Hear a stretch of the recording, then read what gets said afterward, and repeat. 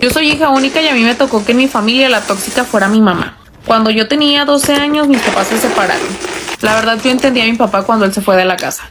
Mis últimos recuerdos de ellos dos juntos son solamente gritos y peleas. El acuerdo cuando ellos se separaron fue que yo me la iba a pasar los fines de semana con mi papá. Íbamos y visitábamos a su familia. A mí me encantaba, yo adoraba a mi abuelita.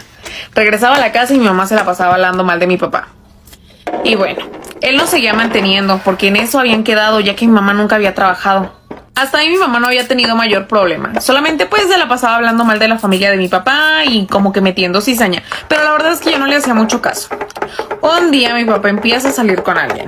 Y ahí fue cuando empezaron los problemas. A mi mamá ya no le gustaba que fuera con mi papá, a pesar de que yo ni siquiera conocía a la chava con la que él estaba saliendo.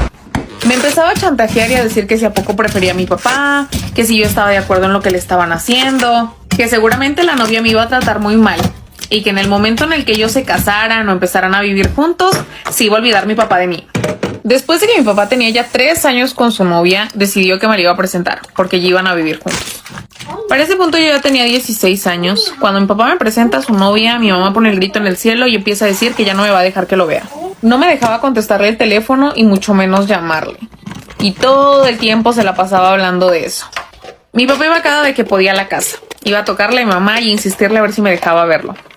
Y sí lo dejaba mientras fuera ahí en la casa y bajo su supervisión. Llegó un punto en el que mi papá le dijo a mi mamá que si no dejaba que me viera, él ya iba a dejar de mantenernos. Obviamente mi mamá tuvo que acceder a que yo fuera a visitarlo. Y ahí fue cuando me empezó a chantajear a mí. Cada vez de que me iba, ella se sentía mal, ella me empezaba a hacer sentir culpable.